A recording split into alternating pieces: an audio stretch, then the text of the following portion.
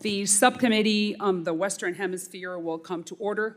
The purpose of this hearing is to analyze the ongoing crisis in Venezuela and the United States' response to Nicolas Maduro's attempt to steal Venezuelans' election on the 28th of July. I now recognize myself for an opening statement. And I need to say that this is one of the most important hearings that I will do, or that I have done in my time in Congress, and the only one, unfortunately, that the United States Congress, including the Senate, will be conducting on the stolen elections in Venezuela. So, in that country, in Venezuela, there is a cruel contradiction that has unfolded. Maduro has intensified its brutality through jail and death. In the meantime, unfortunately, American and European oil companies led by Chevron, Repsol, Eni, and Morel have now increased their pumping and their profits, directly fueling the tyrannical machinery of oppression. Look at this poster right here.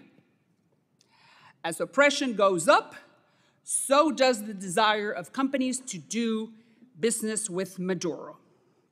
Shame on them.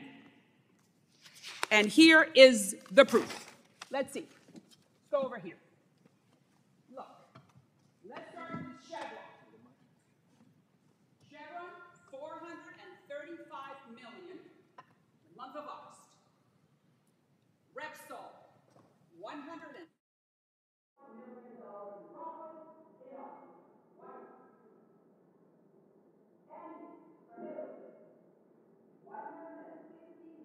$155 million. And Morel, France, $96 million in profits.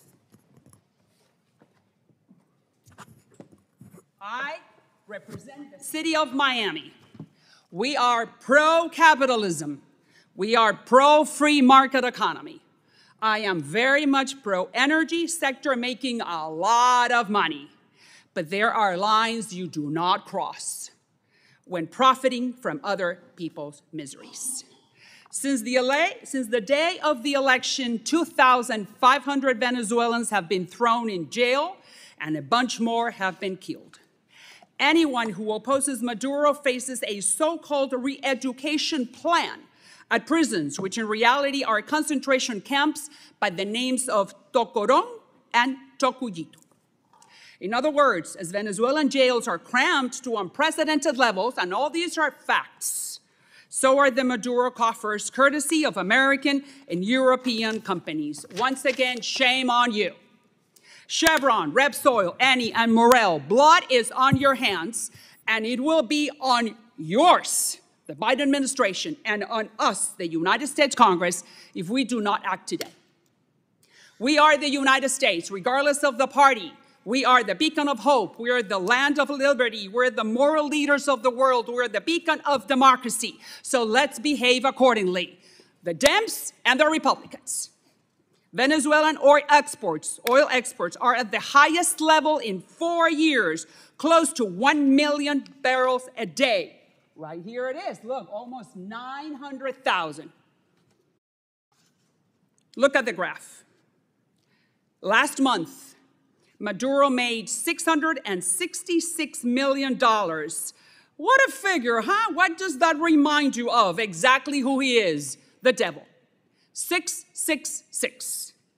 So what is it that we have to do right now, the Dems and the Republicans together, specifically the Biden administration, who has all the power in your hands? First of all, I believe that we have to put a pause on every oil license for Venezuela granted by the Treasury Department, a department that the State Department guides what to do. We know very well that we are in an election cycle and that the White House needs cheap gas at the pump because it's all politics. But you know, we can buy it from our friends, Guyana or Ecuador or Colombia, or we can pump it here at home. That's number one. Number two, there's a guy by the name of Edmundo Gonzalez who won the presidential election fair and square. He won 70% of the vote, according to all data. So why don't we recognize him as the legitimate president of Venezuela right now, as you, the Biden administration, accorded in Barbados? Maduro, you hold elections, and we are going to lift the sanctions. We lifted the sanctions, but he did not hold free and fair elections. Number 3, let's confiscate Maduro's buddies' properties. No more Disney World or Broadway, while Maria Corina Machado's supporters are being beaten on the streets and raped in jail. Spain, Argentina, and Panama should be doing the same thing. These assets are fruits of a poisonous tree with roots steeped in suffering. And finally, you know that Nicolás Maduro and Diosdado Cabello are wanted criminals by the FBI. We know it. It's on the website of the State Department website. So the Department of Justice should put a price tag of $25 million on their heads, which is the maximum amount that it's allowed by law. I am sure, distinguished gentlemen, that someone in the Venezuelan armed forces will be highly motivated to put their heads on a silver platter for that amount of money, period. That is what they deserve. If we, the Biden administration and the Republicans, do not fix this mess, we're going to have another 4 million Venezuelans knocking on our southern border tomorrow. They do not want to leave their home. So why don't we help them to stay? By bringing back democracy. Now I'm going to say a few words in Spanish for the Venezuelans who are watching me in Venezuela. Ustedes no están solos. Millones de ustedes en la oposición han hecho una labor titánica al frente de una mujer que es altamente especial y que pasará a la historia venezolana. La dictadura de Maduro se sostiene por el miedo, por lo cual significa que no va a poder sostenerse para siempre. No tiene el apoyo de la gente, ahí lo demostró las elecciones. Caerá y caerá pronto. Sigan de pie, no desfallezcan. Nosotros estamos con ustedes. Now, the chair now recognizes the ranking member, the gentleman from Texas, Mr. Castro, for a statement he may have. Thank you. Thank you, gentlemen, for your testimony today on this very important issue in Latin America. And welcome to our witnesses from the State Department and USAID. Thank you so much for your work.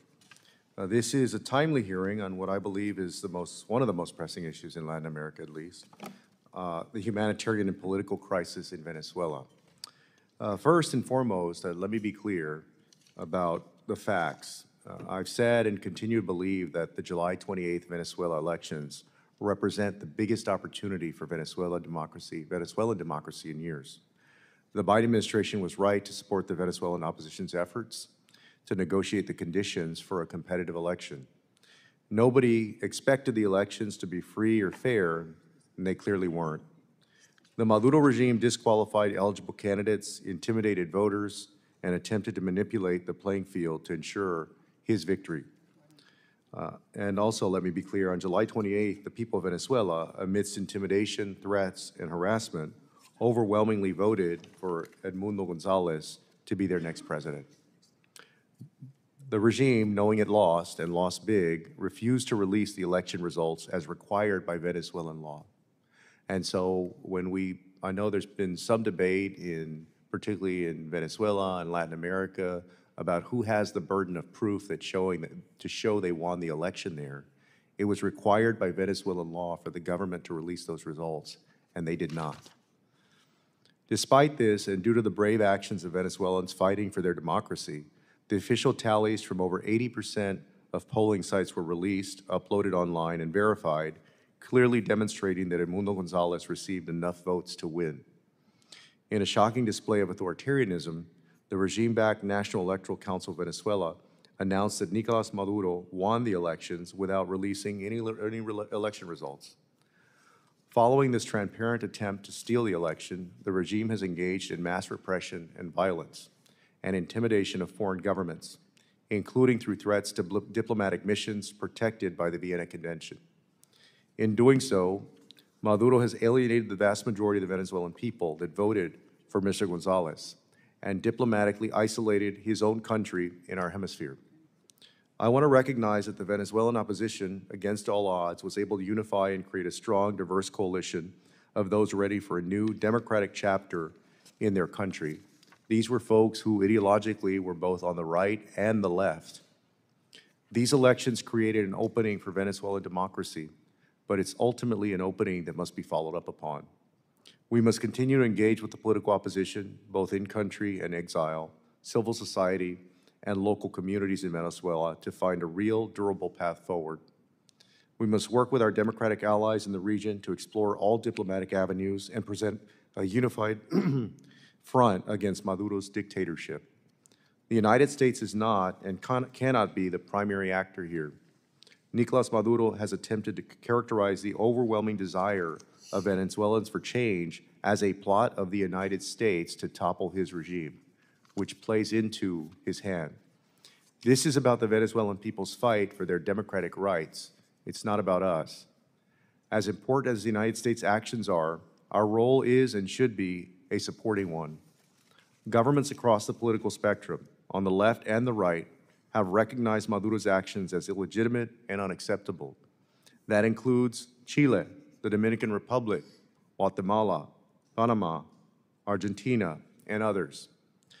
Other nations, including Brazil, Colombia, and Mexico, have not recognized Maduro's claims of victory, an important signal. We must take advantage of each of our country's individual relationships and strengths to unequivocally stand behind those in Venezuela, not only in just achieving their goals of establishing democracy and protection of human rights, but to also address the humanitarian and migration crisis that has wide-reaching consequences around the region. Elections are but one part of the entire democratic process. As we have seen recently in Guatemala, Brazil, and even the United States, what happens between Election Day and Inauguration Day matters. I believe, as dire as the situation is, that it's not over. What happens in Venezuela matters for the United States and for the region. The ultimate outcome of this election, both in the positions and countries that countries take, and whether the results are ultimately honored, will be a significant test for democracy in our hemisphere.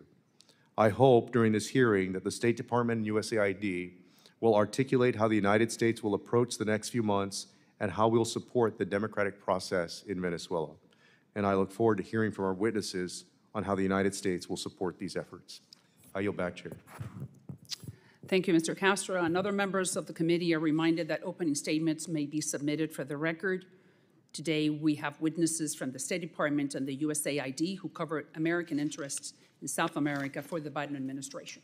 Starting with the Honorable Kevin Sullivan, is the Deputy Assistant Secretary for Brazil, Southern Cone, and the Andean Affairs for the Bureau of Western Hemisphere Affairs at the United States Department of State. And Mr. Enrique Roig is the Deputy Assistant Secretary for the Bureau of Democracy, Human Rights, and Labor at the U.S. Department of State as well. And Mr. Greg Howell is a Senior Deputy Assistant Administrator for the Bureau for Latin America and the Caribbean at the U.S. Agency for International Development. Thank you all for being here. Your full statements will be made part of the record, and I'll ask you to keep your spoken remarks to 5 minutes. I now recognize Ambassador Sullivan for his opening statement. And welcome, sir. Good morning. Chairwoman Salazar, Ranking Member Castro, distinguished members of the subcommittee, thank you for the opportunity to testify today. Could you use the mic, please? Thank you for this opportunity to testify today at this critical moment in Venezuela's history.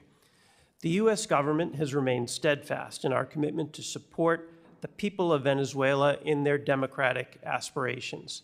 Last October, the Venezuelan Democratic Opposition and representatives of Nicolas Maduro signed the Barbados Agreement, a roadmap for resolving Venezuela's political, economic, and humanitarian crisis by creating the conditions needed to hold competitive and inclusive elections in Venezuela. Soon after, Maria Corina Machado won the opposition's primary election to run as their consensus presidential candidate overwhelmingly, with over 90% of the vote. The U.S. government took steps to incentivize the competitive election. Also in October, the Department of the Treasury issued a temporary general license authorizing transactions in Venezuela's oil and natural gas sector for 6 months. However, in January, the Maduro-backed Supreme Justice Tribunal unjustly barred Maria Corina Machado from holding office, and her chosen replacement was also prevented from registering to run for president. In response to this anti-democratic behavior and repression by Maduro, Treasury announced the end of that general license for oil and gas activities, but we continued to push for a competitive presidential election. Just prior to the registration deadline, Maduro's National Electoral Commission allowed Edmundo González Urrutia to register as the opposition's consensus candidate. González campaigned throughout the country with Maria Corina Machado beside him, drew enormous crowds, and remained on the ballot through Election Day. On July 28th, the Venezuelan people turned out in truly historic numbers. More than 12 million Venezuelans voted in the face of threats, arrests, arbitrary rules, and intimidation. They voted to express their desire for peaceful democratic change in their country. Pre-election polls, opinion polls, election day exit polls, precinct-level results collected by Democratic opposition poll watchers all pointed to a clear victory for Edmundo González. Yet hours later, the Maduro-controlled CNE declared Nicolás Maduro the winner. To this day, the CNE has not published the precinct-level results or presented any other evidence to substantiate its baseless claim of a Maduro victory. By contrast, shortly after the election, the Democratic opposition posted online official precinct-level tally sheets representing more than 80% of all polling places nationwide. These tally sheets, which have been corroborated by independent observers and electoral experts, show clearly that Edmundo González won 67% of the vote to Maduro's 30%. The opposition's impressive effort to collect this polling station information is a testament to their organization and tenacity and to the people of Venezuela, who at great risk came out to demand that their voices be heard.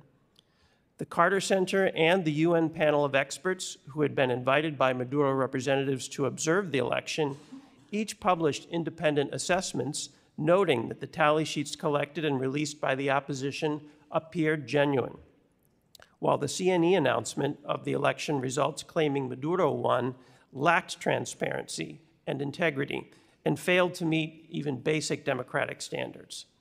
Maduro and his allies have continued to refuse to recognize the will of the Venezuelan people or to heed the repeated calls from the international community to release detailed election results, and have instead launched widespread repression in an effort to cling to power.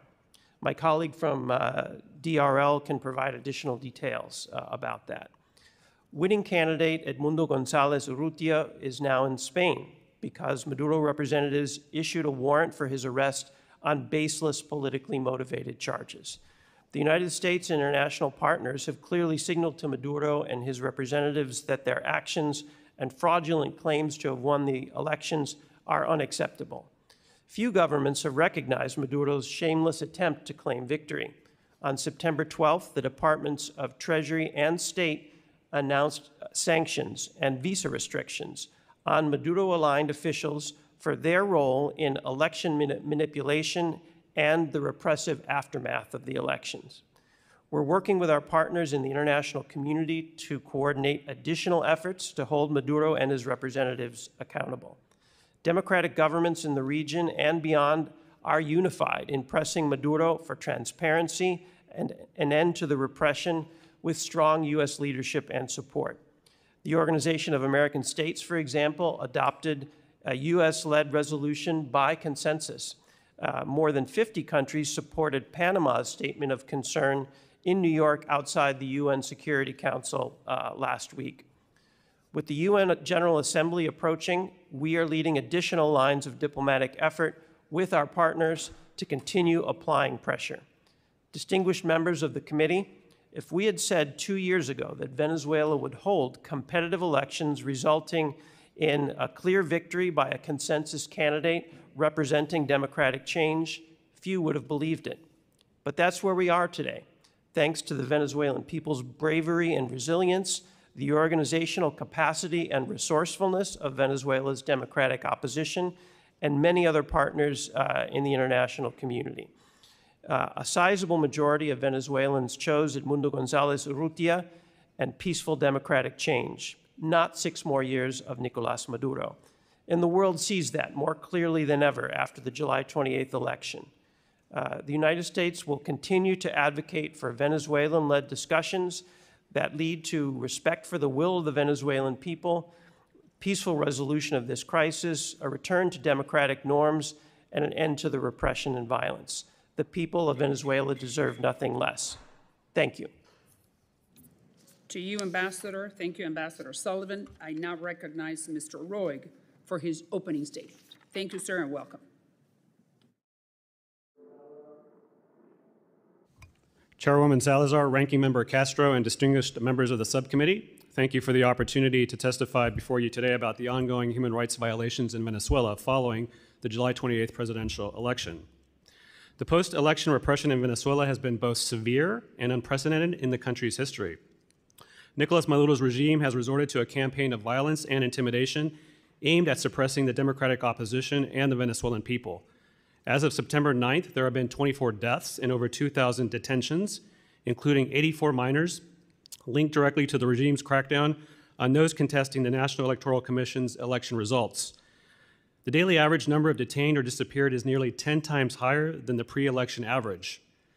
Security forces routinely stop citizens to review their WhatsApp messaging chats for potential organizing involvement and deployed an app for Maduro sympathizers to report suspected efforts to assemble. The anti-NGO law passed by Maduro's National Assembly in August, along with revival of the law against fascism, highlight Maduro's intentions to undermine civil society.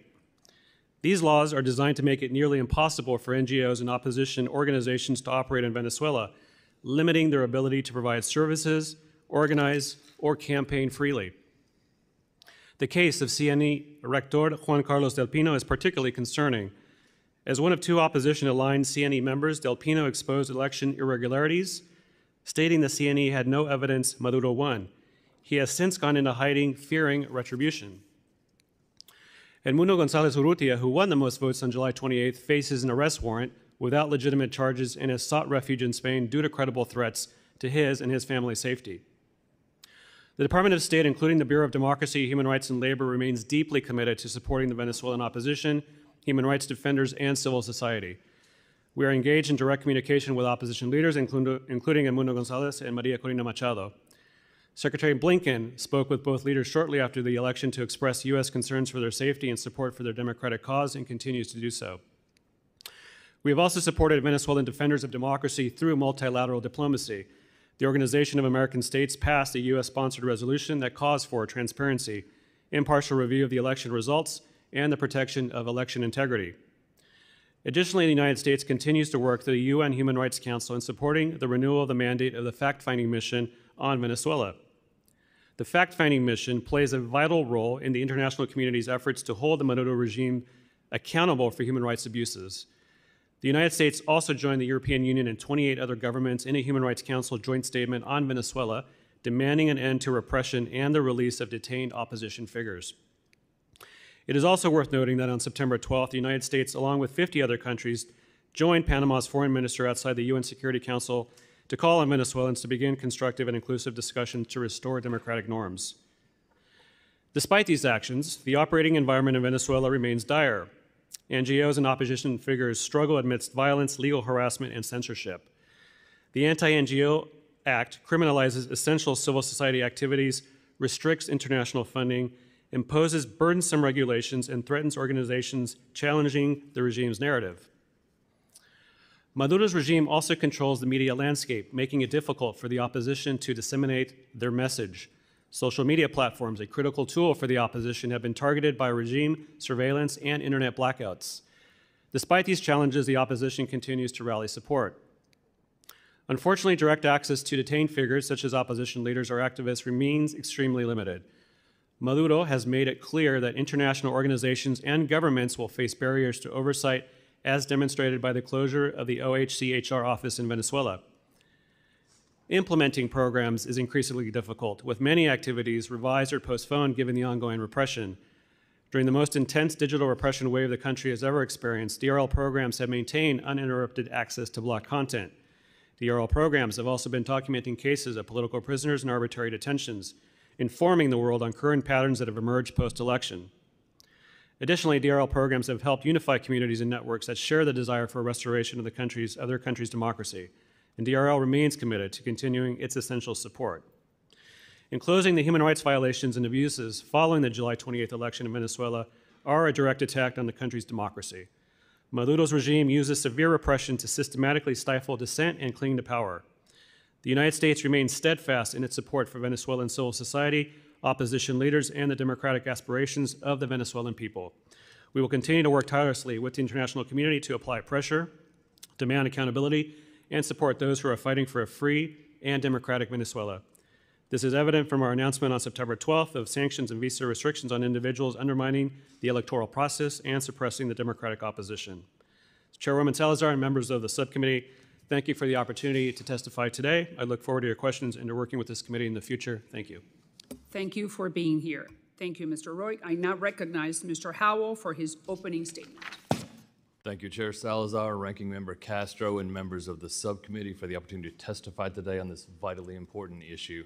As you know, on July 28th, the Venezuelan people went to the polls en masse to let their voices be heard. Their message was unequivocal. By historic margins, they chose Edmundo Gonzalez, a former diplomat, to bring about a new era of change and democratic governance in Venezuela. Yet Maduro has gone to great lengths to avoid recognizing the true election results. Since July 28th, he's wielded his control over the National Electoral Council to announce fake election results without presenting a shred of evidence. He's also wielded his control over the Supreme Court in an attempt to grant a veneer of legitimacy to the National Electoral Council's lies. Maduro has also unleashed an unprecedented wave of repression. He's unjustly detained journalists, political actors, and human rights defenders. These political prisoners are held in inhumane conditions and frequently subjected to torture. Tragically, many of those are minors. Most notably, Maduro has directed baseless charges and intimidation at Edmundo Gonzalez, causing him to flee the country. Despite the dire situation in Venezuela today, we cannot lose sight of the fact that Venezuelan voters, democracy activists, candidates, and political parties have achieved something truly extraordinary. Long divided by ideology and personality, the Venezuelan opposition came together last summer in a primary election to choose Maria Corina Machado by overwhelming margins and with stunning participation rates. When Maduro blocked Machado from running, the Democratic coalition remained united, ultimately following her lead to support Edmundo Gonzalez as their candidate for president. And despite the threats, the arrests, and a broadcast media blackout that aimed to silence the Gonzalez campaign, Venezuelans sought out information and participated in rallies. As the election approached, civil society and democracy activists informed and registered voters as Maria Corina Machado campaigned alongside Edmundo Gonzalez. And on election day, opposition poll watchers risked their lives to remain in voting centers and demand election results from each polling center as stipulated by Venezuela's election law. And in the days after the election, they were able to put together those results and prove that Edmundo Gonzalez beat Nicolas Maduro by a margin of over 35%. They did what Maduro and his electoral council have refused to do, making the results public so that the will of the Venezuelan people would be known to the entire world. USAID is very proud to support democratic actors in Venezuela and around the world. We work to support their ability to organize internally, broaden their democratic coalition, exercise their freedoms of expression and peaceful assembly, and defend democratic principles. Our programs also enhance the Venezuelan people's access to uncensored information by supporting independent media reporting. At this critical time, Our programs are focused on strengthening civil society and human rights organizations' capacities to report effectively on the dire human rights situation in the country and carry out oversight of the activities of Maduro and his representatives. In the days after the election, we've seen countries around the world rally for the cause of Venezuela and a democracy there.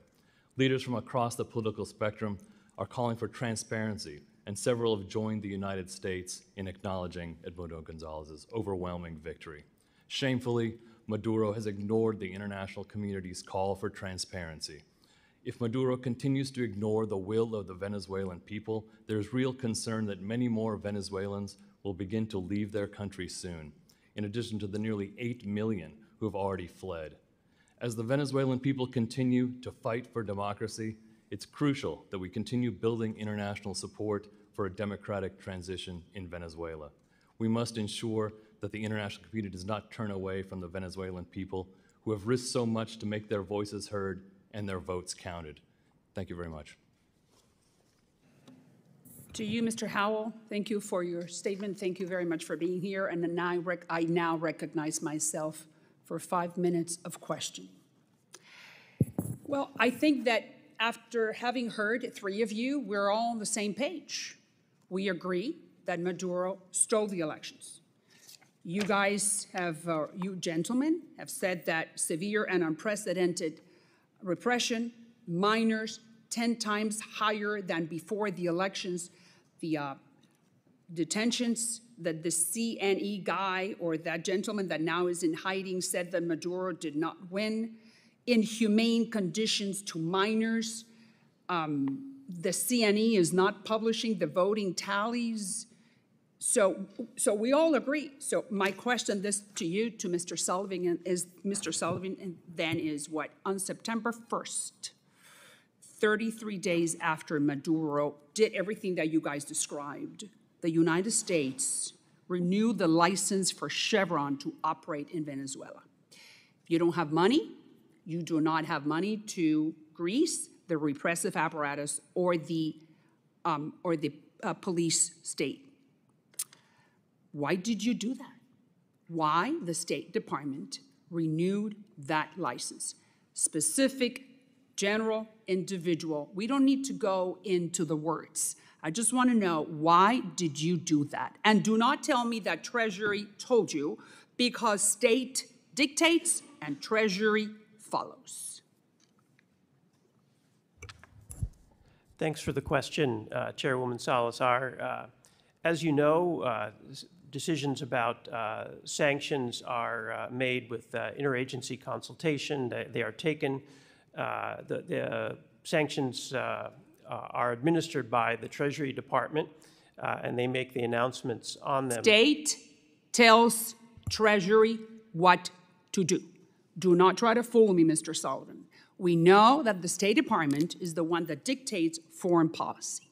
And if the State Department did not want Chevron and Repsol and the others to have a general or individual or specific, whatever type of license, Treasury would have not granted it. Am I correct? We continue to review our sanctions policy. Yes or no? Why did you, the State Department, renew the license for Chevron, our company, 33 days after Maduro did everything you guys described? There has to be a reason. Did the White House put pressure on you? Did they call and say, hey, we need free, cheap oil? Well, as I mentioned, Chairwoman Salazar, yes, sir. The U.S. government coordinates on these issues. Treasury administers the licenses, and we continue to review our sanctions policy with respect to Venezuela with a view to advancing our overall objectives of promoting, in this case, a democratic transition. How can you promote a democratic transition if we have agreed that Maduro stole the election? All we're doing is helping him stay in power and creating another migrant crisis, because the other gentleman, Mr. Roy, just said it. We're talking about 4 million Venezuelans have said publicly that they're going to leave if Maduro stays, because there's no food, because there are no jobs, because they're repressive apparatus. So again, explain to me how come you decided to not only give to Chevron, but to all the others that are just fueling the regime. Tell me. So since the election, as you've seen, the U.S. has been very active with our international partners in developing concerted international pressure in favor of transparency, publication of the You are data not sheets. answering my question, Mr. Sullivan. Why did you renew the oil licenses for Chevron? Why? So administration of our sanctions policy is something that we do as part of our overall diplomatic strategy in Venezuela. And we continue to review that policy, trying to choose targeted actions that will best contribute to our overall efforts to create conditions for the Venezuelan I peoples to be understand, respected. but you sponsored the Barbados Accords. And the Accords said that you were going to lift sanctions, meaning the State Department, the United States of America was going to lift sanctions if Maduro played by the rules that he signed in Barbados. Maduro, to just explain, did not play, not even by one of the rules. So then why did you give the ability for them to continue making money? So I think you know, Chairwoman, that we, about a week ago, announced additional individual sanctions to hold accountable some of the key officials that were involved with the electoral manipulation that we're talking about, as well as some of the brutal repression that we've detailed in our testimony. That was a way in which we are beginning to hold accountable those associated with Maduro who have been most responsible. And that is fantastic. Those people then cannot leave Venezuela and go to Disney World or go to Broadway or enjoy the fruits of what they stole. I got it, but I'm talking about our oil companies. And not only ours, but you're not answering my question. So I'm going to go to the next one. 50 companies have applied for a Venezuelan oil license. 50. Shell from Netherlands, did you grant a license? Yes or no to Shell? I would refer you to OFAC and the Department of Treasury with respect to decisions on Treasury individual- follows state. Did you advise Treasury, yes or no, on Shell? And I'm going to make it easy for you. Shell, ONGC Videsh from India, Amos Global from the United States, Kirui Petroleum from Chinese. Because the thing is that the international community, since they don't want to have a problem with the United States, they come to the United States government and says, hey, could I do business with Venezuela? You will not be upset if I do, right? So that's why we have to grant licenses to other people who are not Americans. So I'm asking again, Chevron and the rest, 50 companies, how many licenses have you granted? And the only reason why I'm doing this is because if you grant a license, Maduro has money and he can beat Maria Corina's supporters on the streets and rape the people in jail. You understand that, right?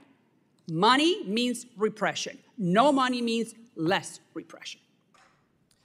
Am I right? What am I saying? Where am I wrong? Where do you think I'm wrong? Chairwoman, in terms of specific license applications, I really can't speak to individual decisions on that. What I can tell you I'm only asking you yes or no. What I can tell you is that, first of all, we do consider the revenue that is generated for Maduro as we consider these decisions. We also consider other factors, broader U.S. interests, as well as where we stand in our broader diplomatic efforts in addressing this problem. Sir, don't you understand that Maduro is laughing at us? And we are the leaders. You said, one of you gentlemen, you said we're trying to garner some international support. We are the leaders. If the United States is not at the head Brazil, Colombia, Peru, the rest are, you know this. I don't have to, I mean, you guys are career diplomats. You're serving the country. You're trying to do your very best. I'm not saying, I'm not passing any judgment. I'm only passing judgment on the decisions that the State Department has taken. And I'm asking you, why? And you haven't answered. Well, you mentioned the diplomatic efforts that we've been engaged in, and the U.S. has taken a leadership role in a number of fora, from the OAS In a to very the UN. weak manner. That's why Maduro is going like that. Well, And we are granting licenses to these people. That's the number one tool we have. Do you agree with me? We certainly agree that sanctions are an important part of our toolkit, and that's why we have used them most recently on September 12th, as I mentioned, and we have certainly not ruled out additional actions going forward, whether individual or broader sanctions. Those All are right, so I'm going to ask again, and then you're not asking me, you're not answering, and I understand your position. We're in a democracy. You're not telling me, you're not giving me any information. Is there any way that there is a conversation in Treasury or in the State Department to make a decision, consider the possibility of putting a pause on any of these licenses? Yes or no? Yes, in the sense that we Good. are always assessing how we can best utilize our sanctions. Do you think that there is a movement within the State Department, starting with Secretary Blinken, to put a pause on any of these licenses and send the message to Maduro, no, my money is, no more money is coming in?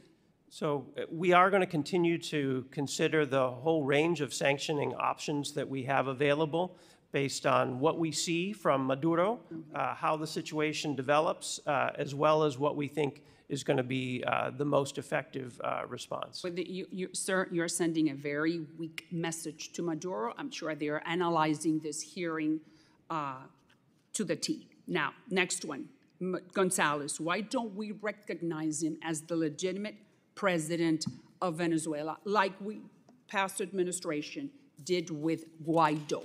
Why don't we say, yeah, Gonzalez is the legitimate president of the country? Why don't we do that? There's absolutely no doubt that Edmundo González Urrutia won the most votes in the election. We've said that clearly. Many other governments have also said that. As my colleague mentioned, the Secretary of State has spoken with Edmundo a number of times now. Why don't we recognize him? We can talk to him 1,000 times, but we got to say publicly, we, the United States, we believe you are the legitimate president, just like we did with Guaido. Why don't we do the same thing with Gonzalez? So we have recognized that he won the election, and we have called on the Maduro institutions to release the tallies that show that he won the election, as the opposition has essentially already done in the case of 80% of the polling stations. We have also categorically rejected the efforts of the CNE to certify Maduro as the president-elect of Venezuela, as well as the TSJ's efforts to ratify that certification. And in addition... Very weak. In addition we are to... very weak in the eyes of the Maduro regime, and it's costing us and the rest of the hemisphere. Mr. Roig, 4 million Venezuelans, or Mr. Howell, if you want to give me your opinion, 4 million Venezuelans will be knocking on our door very soon. They have said it, they have announced it. If this money coming in continues, 1,000 Venezuelans are leaving every day. What can we do about that? Because the border is, I mean, we're allowing them because it's asylum, political asylum they're asking. So how do you see Mr. Roig or Mr. Howell? Thank you, Chairwoman Salazar. USAID and U.S. government is working very closely with countries across the region, including Brazil, Colombia, and Ecuador, which have made very bold policy commitments to welcome migrants into their communities. They can't hold anymore. It's 8 million Venezuelans who fled. Most of them are in South America. Those countries do not have the public services to provide to these new migrants. So they're coming to the United States, including el tren de Aragua, because that everything comes in, unfortunately. So do we have any plans? Yeah, again, we're continuing to strengthen the capacities of those governments, in particular Colombia, Brazil, Peru, Ecuador. Surveys have shown that migrants from Venezuela prefer to migrate to those countries, and we'll continue to work with them to build their capacities both at a national level and a municipal level to be able to welcome migrants from Venezuela. But currently, we're not seeing a significant uptick in migration since the election, but certainly it is a concern. Thank you. I now recognize Ranking Member Castro for 5 minutes, and thank you for your patience. I'm going to allow Representative Stanton to go first because he's got a plane to catch. Thank you very much, Ranking Member Castro and Chair Salazar, for your leadership and putting together this very important hearing. Thank you to the brave voters, opposition leaders, and election observers in Venezuela for their belief in democratic systems. On July 28th, Venezuelans turned out in impressive numbers to vote for the return of democracy, economic opportunity, and rule of law, and yet their votes were ignored. Maduro still claims to have won, declaring without proof that he won over 51% of the vote. Maduro's lackeys have cracked down violently on protests, killing 24 people, arresting almost 2,000 political prisoners, and the opposition candidate Edmundo Gonzalez has been forced into exile. And of course, Edmundo Gonzalez wasn't even supposed to be the candidate. Maria Corina Machado overwhelmingly won the primary elections, but was wrongfully removed from the ballot by the Venezuelan Supreme Court. Deputy Assistant Secretary Sullivan, the U.S. has recognized Gonzalez's victory on August 1st. Tell us how the administration came to this conclusion. Thanks for your question, Congressman Stanton. As I mentioned earlier, we drew the conclusion that Edmundo Gonzalez Urrutia had clearly won the most votes, primarily based on the opposition's release of the tally sheets from over 80% of the voting tables and the judgments of the international electoral experts on the authenticity of those returns. Based on those returns, there was no mathematical way that Nicolás Maduro could have won, even if if he'd won every outstanding vote remaining in the other 20%. It really was an overwhelming election. And at this stage, really the whole world knows that Nicolás Maduro lost that election. I think there's almost unanimity of views on that. The Venezuelan people know he lost. The Venezuelan military knows that he lost.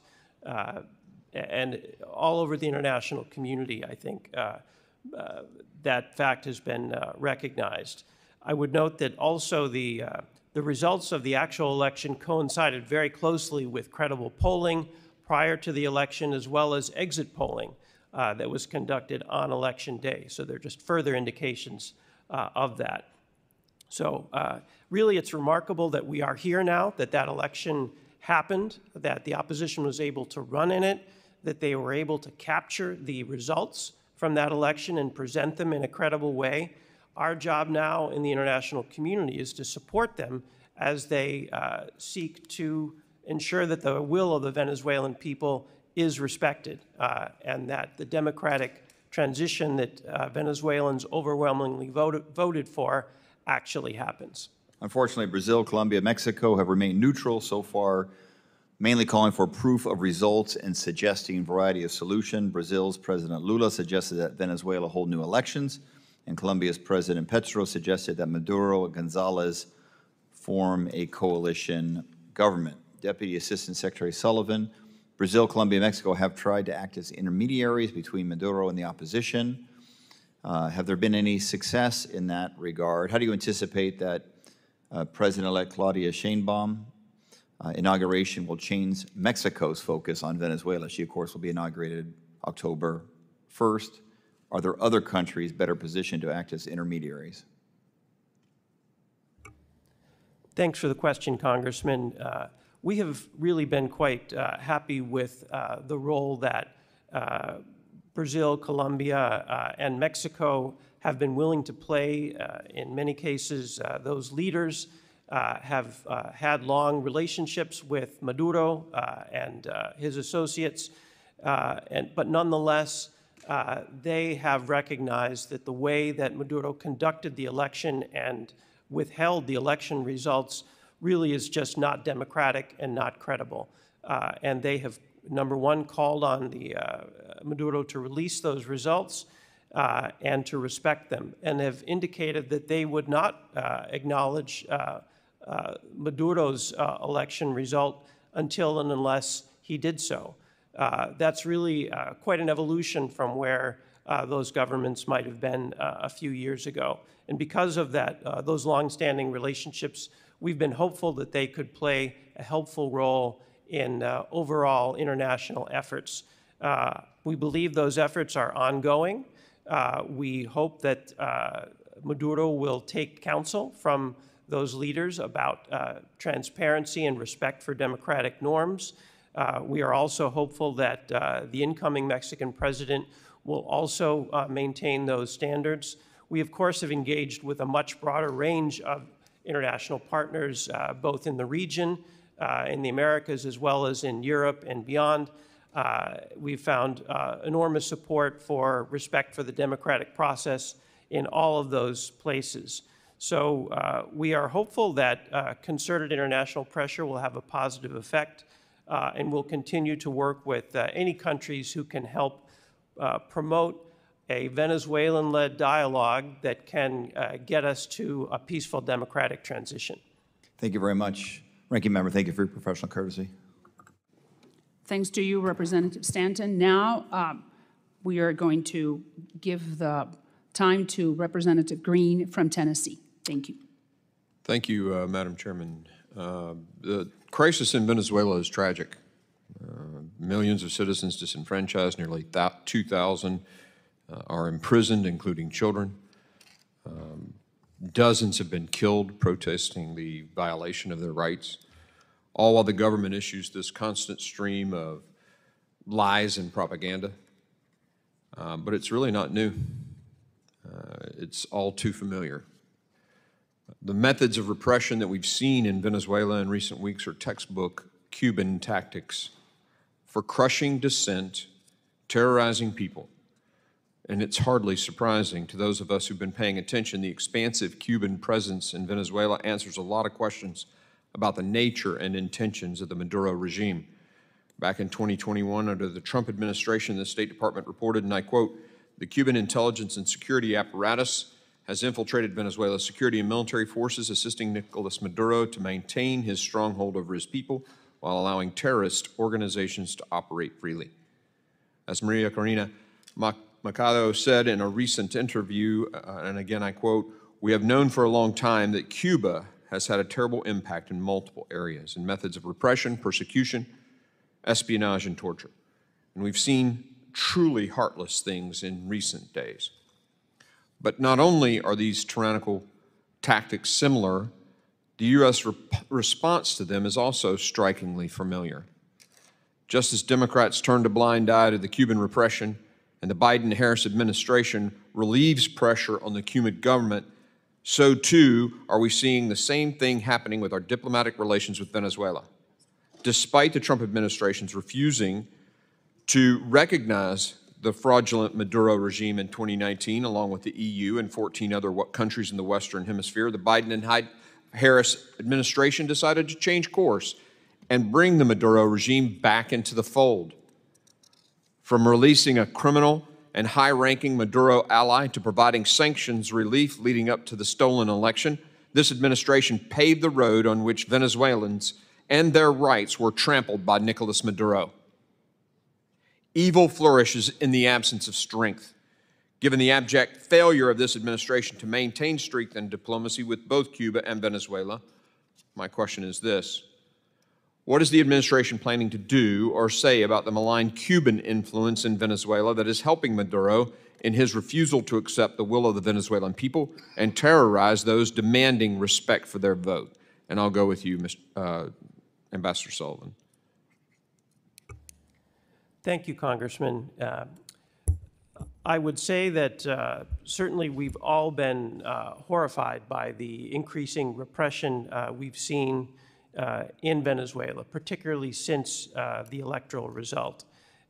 My colleagues have detailed some of the really disturbing aspects of that, including the targeting of minors in some cases.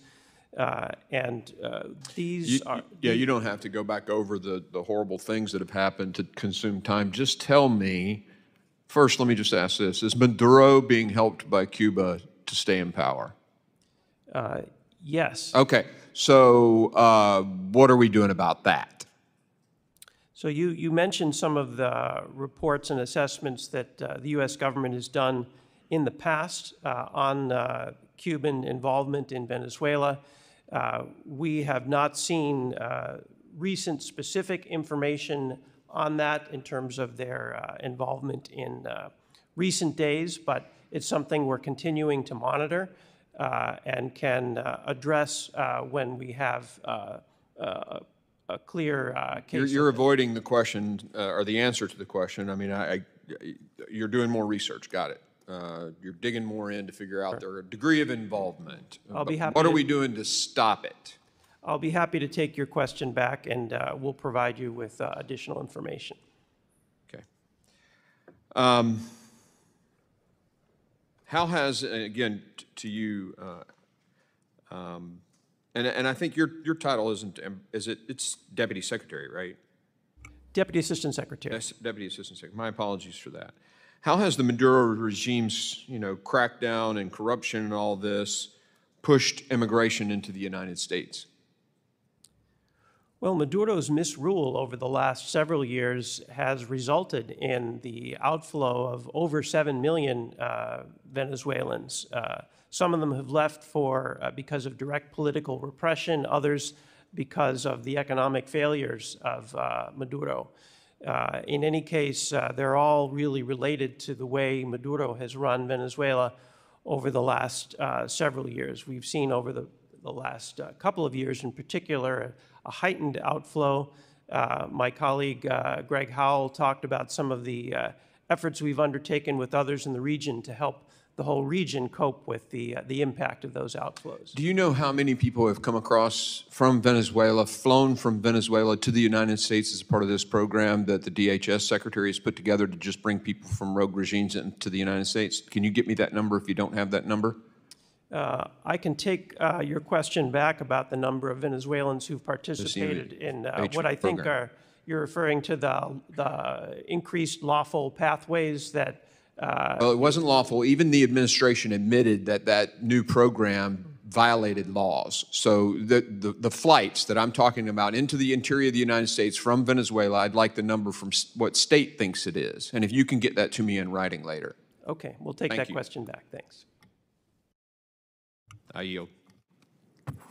Thank you, Representative Green. Now I recognize Ranking Member Castro from Texas.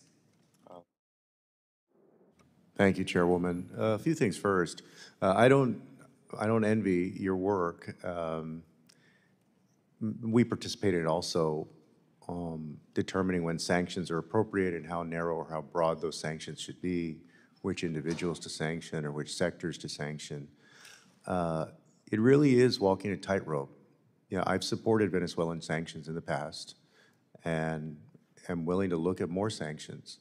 But I think we also have to recognize that how you set those sanctions, you've got to set them in a way that puts enough pressure on a government to do the right thing, in this case, to hold free and fair elections and recognize a legitimate election result, and at the same time doesn't devastate an economy so much that it affects people well beyond those in the elite of government, and it forces mass migration. Look, I agree with the chairwoman that I think there are a lot of Venezuelans who have said and who will leave if Maduro is there for another 2, 3 years, 4 years, whatever it may be. But there will also be a lot of people who will leave if there are sanctions that are put on so harshly that you essentially starve the country and people have no choice but to go. Also, on the situation with recognizing Mundo Gonzalez, it's a double-edged sword because, I believe that he won the election. I've said that clearly. At the same time, the imprimatur of the United States carries with it a lot of positives and a lot of strengths, but we've seen historically how it also can play into the hands of dictators because we become their foil to curry favor with what is for them the home team, in this case Venezuelans, and the United States is that big evil empire who is trying to harm us as a country, and so they have successfully, some of them, played this insider-outsider game where these outside folks are trying to tell us who's going to be president and how our country is going to run. So that's why I say it's a tough mix of how you do that. And thank you all for your work and for doing it diligently and thoughtfully. I have a few questions really quick. The first one, since July 28th, a key priority of the United States and many of the other countries in the region has been to push the Maduro regime to enter into negotiations with the opposition regarding a democratic transition with the results, in line with the results of the election. The Maduro regime has broken ties with a number of countries that recognize Edmundo Gonzalez's victory and has diplomatically isolated itself. This has left few avenues to engage with the regime to push it to enter into those negotiations. One such avenue was the Brazil, Colombia, Mexico efforts by Presidents Lula, Petro, and AMLO. Another early channel seemed to be Qatar.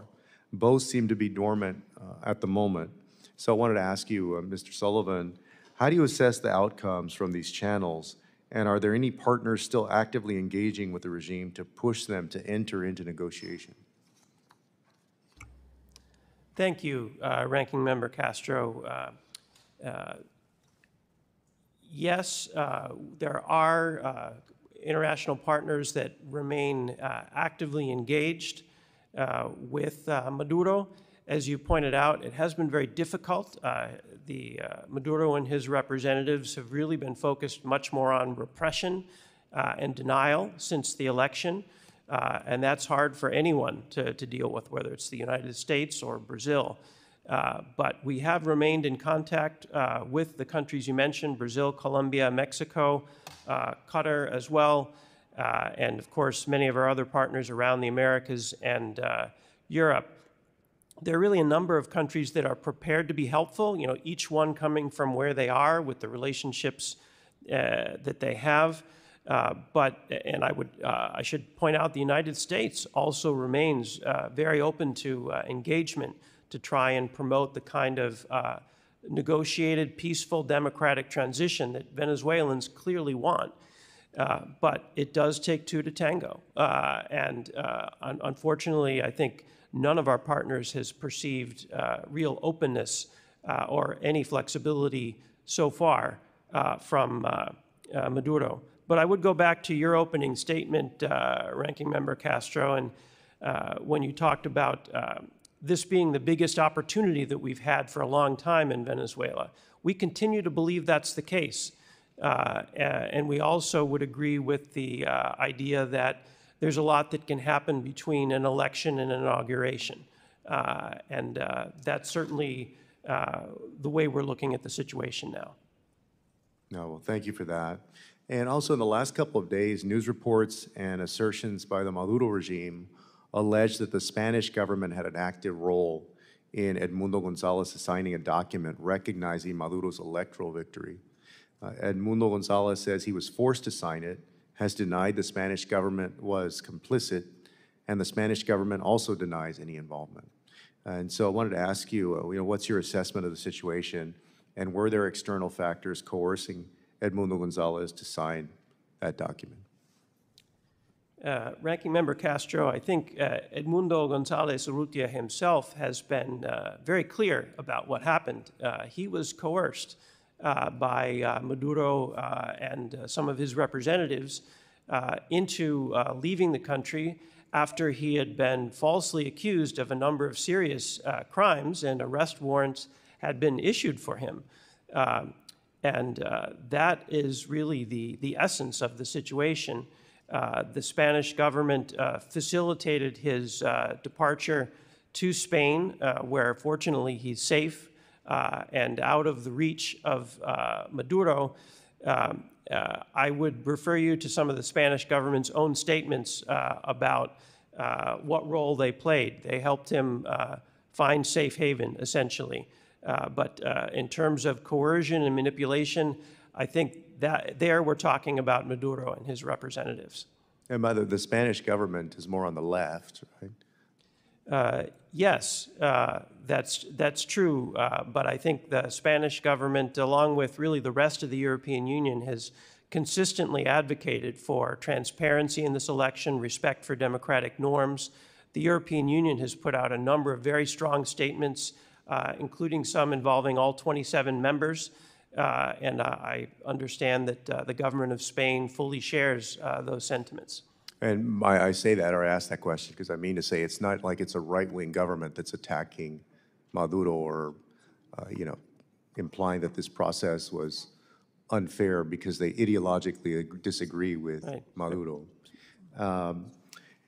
And then the point I meant to make also with Edmundo Gonzalez is, the version of what we tried with Guaido, we essentially, I mean, I would argue, Chairwoman, I know we can debate it and stuff, but like I would argue that we tried that with Guaido, the recognition, and it fell apart. And you know what I've said on Cuba. I mean, we kind of see things a little differently, but I don't wish for us to have a similar relationship with another Latin American country the way we've had with Cuba since Castro came into power, which was total isolation. We basically tried to shut them out. I mean, isolate them. We have isolated them. And, the Castros are gone, but it's still the same government. They're driving cars from the 1950s. Nothing's changed. You still have a lot of poverty. And it's just kind of been a stale relationship. That doesn't mean that you just give them whatever they want and everything's cool. But I do think that it's a warning about it's a warning about sometimes about the limits of an approach and how you have to assess along the way what you're doing and what the appropriate actions are. And again, I've supported sanctions on Venezuela. I've supported sanctions on other countries. I don't have a problem on Russia. I don't have a problem imposing sanctions on nations where it's appropriate. But I have learned in my 12 years here and all of those here on this committee that there may not be a perfect answer, but man, you've got to do it. It's got to be calibrated and done the right way. Otherwise, if it goes one way or the other, the wrong, too much, not enough, or too far, the result's going to be bad. So, thank you. I yield back, Chairwoman. Thank you, Ranking Member. I now recognize for 5 minutes Representative Self from the state of Texas. Thank you, Chairwoman. This committee has done a very good job. Rather than replow old ground, I want to review, first of all, the panel that we have in front of us, and this has a purpose. Mr. Sullivan, you have in your resume, it says you're a strong advocate for democracy and human rights. Mr. Roig, you work for the Bureau of Democracy, Human Rights, and Labor. Mr. Sullivan, you've said respect for the will of the Venezuelan people twice, I think. Mr. Roig, you've said that they are checking the Snapchat of citizens, stopping and checking the Snapchat. Mr. Howell, you said support democratic actors around the world. I think I got that right. So I have a rare opportunity here because in your portfolio, Deputy Assistant Secretary Howell, you have Brazil. So along these lines, I want to, obviously Brazil has been in the news recently because they have frozen access to X in their country. Millions of Brazilians use that service. And Brazil, just to remind everyone here, has a larger GDP than Mexico. It has triple the GDP of the #2 country in South America. So we are talking about a significant country in South America. Since it's in your portfolio, Deputy Assistant Secretary, you know that the Brazilian judge seized cash from Starlink, related to X, of course, to pay their fines. Now, the American government, I think, along the lines that I just laid out from you three gentlemen, ought to be taking steps to ensure that our companies, especially those dedicated to free speech in a regional democracy, are not to be harassed by these nations. And I wish that the Biden administration was as aggressive on Brazil in this case as you seem to indicate you are going to be, you might be, on Venezuela. So first question for you, Mr. Howell, is what is the administration doing, actually doing, not studying, not planning? What are you doing to combat the steps that Brazil has taken to censor their citizens? Sorry, Congressman, you're looking at me, Deputy Assistant Secretary Sullivan. You said Howell. I'm sorry, I did, Deputy Assistant Secretary Sullivan. I apologize, Mr. Who should I apologize to? No one, sir. Just clarifying. Just clarifying. I'm looking at you, Deputy Assistant Secretary Sullivan. Thank you. Good. Well, I'll be happy to address your question, and I know my colleague Das Roig has also been tracking the Brazil X issue quite carefully from a freedom of expression perspective. But I'll just say that we, of course, have been paying close attention to the situation. No, I ask, what are you doing? So we have been in touch with the company, and we have also expressed publicly our ongoing commitment to freedom of expression issues broadly. We have not commented on the specific legal matters because that's not something that we typically do in a case like Brazil. Okay, very good. The Department of State gives $160 million a year to something called SEPS. For those of you not familiar with it, it's a consortium for elections and political process strengthening, SEPS.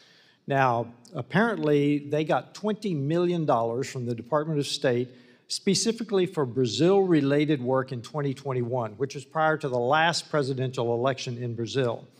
I want to know specifically what was the purpose of those funds, because just for information again, SEPS includes such sub-organizations as Countering Disinformation Project, Countering Disinformation Guide, a database of informational interventions. And here we have this country, SEPS with State Department money. With these organizations, what did they use those $20 million for specifically in Brazil? Congressman, in this case, I would invite either of my colleagues to indicate whether they're aware of the SEPS grant.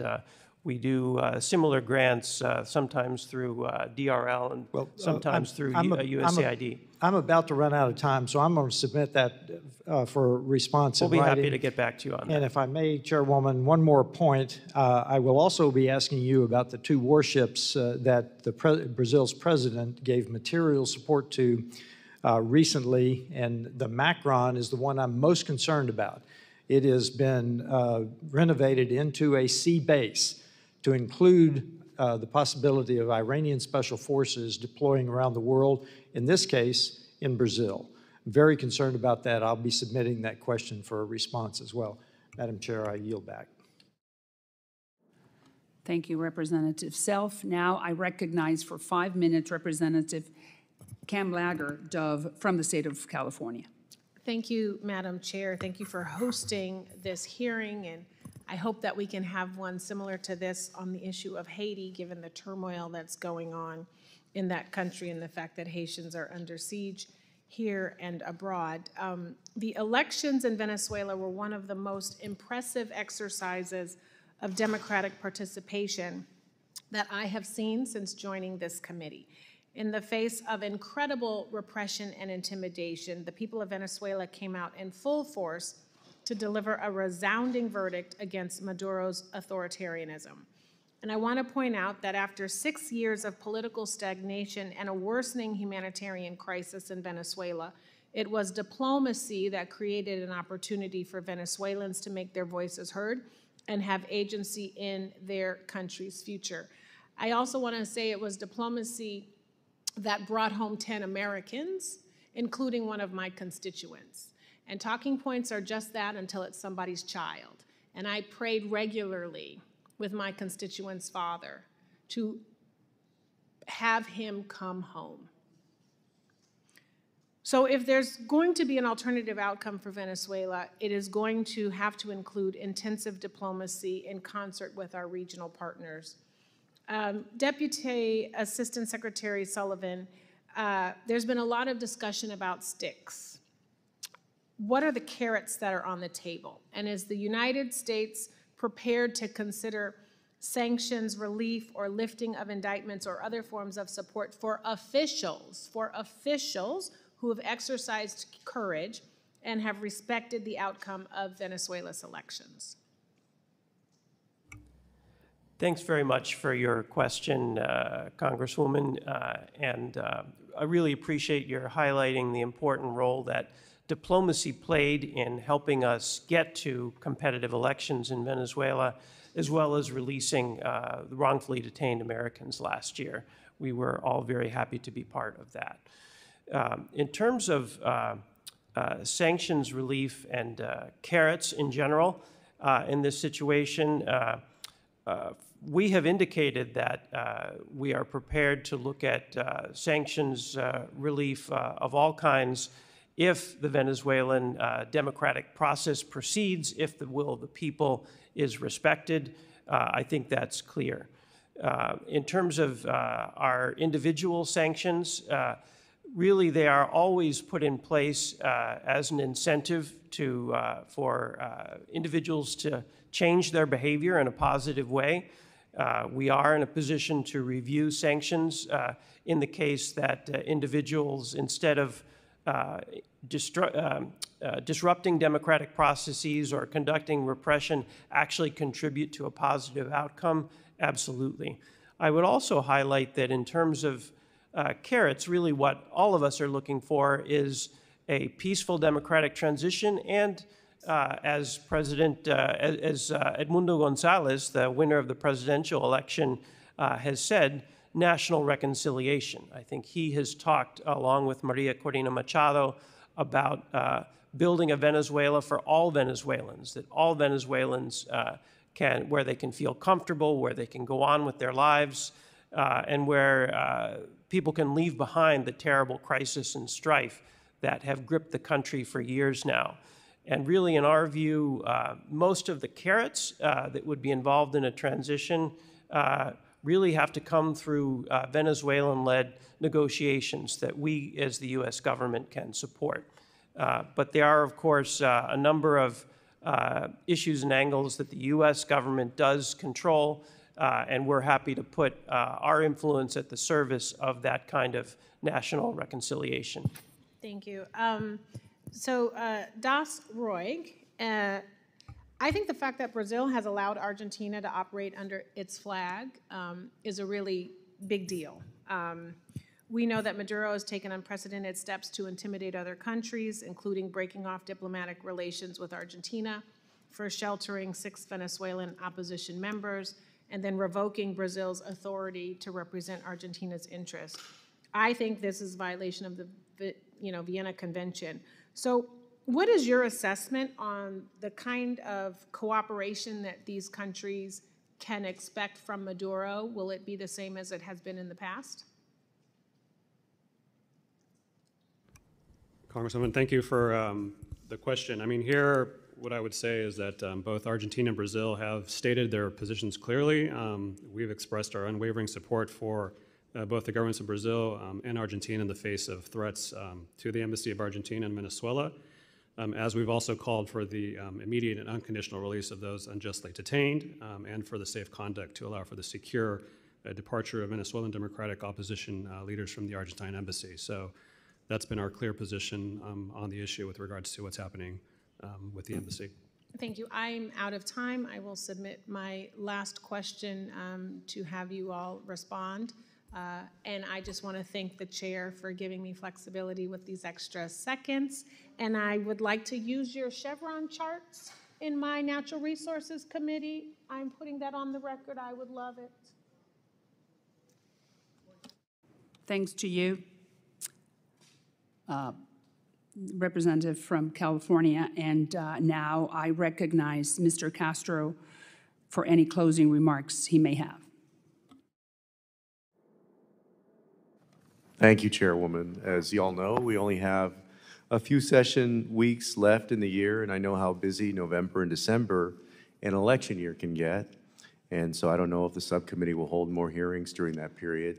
I certainly hope we do, but in the case that we don't, I want to take this opportunity to thank the Chairwoman for her leadership and the members of the subcommittee for their work, particularly Greg Stanton, Cindy Comlonger-Dove, and Jared Moskowitz. I also want to thank the committee staff for their work in keeping the work of this subcommittee going. As you all know, anybody that's worked on Capitol Hill knows that the staff they're the real drivers of a lot of the work that we do. And that includes Sid Ravishankar, Jaya Kirtapal, Rodrigo Garza, Russell Brooks, Radhika Prabhu, Saika Carr Johnson with the Democratic staff, and also with the Republicans, Ricardo Pita, Maggie Gosler, Christy Cortocrax, Jacob De Peralta, and Ana Quintanilla, all with the Republican staff. Also on the chairwoman's staff, John Mark Kolb and Austin Johnson.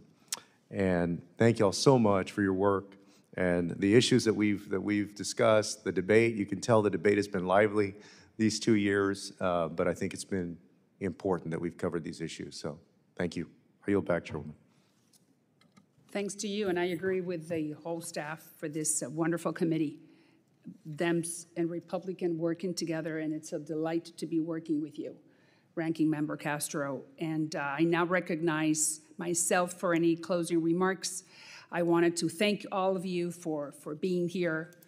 As I said at the beginning, this is not a partisan issue.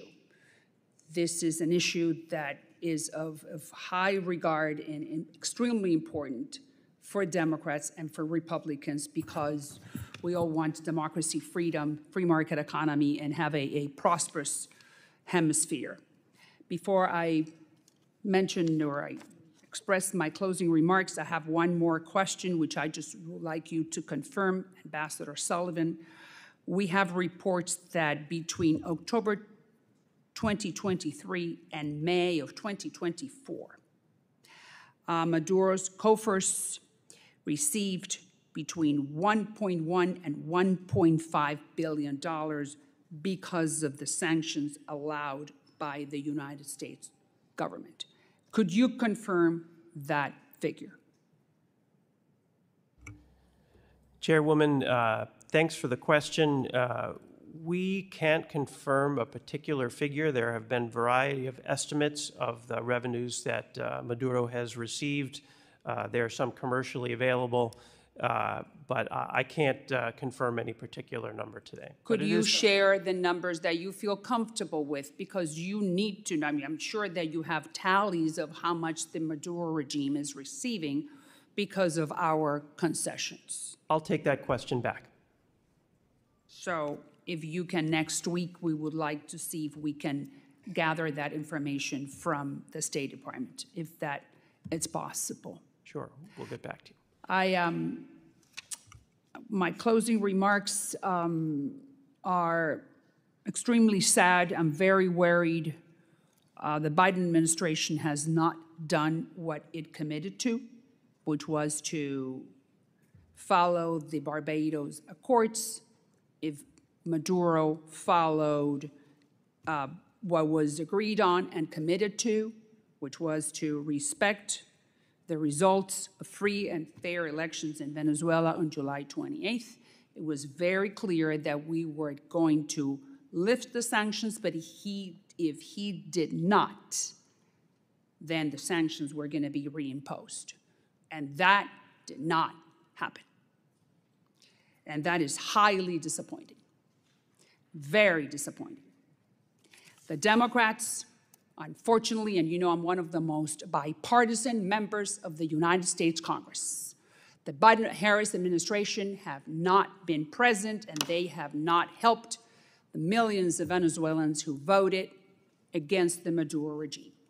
And there was an agreement, the Barbados Accords, and we, the United States, we did not follow it. And that is highly disappointing. because I would have wanted the Biden-Harris administration to step up to the plate and help Maria Corina Machado. I would have been the first one saying, bravo, Mr. President, but he did not.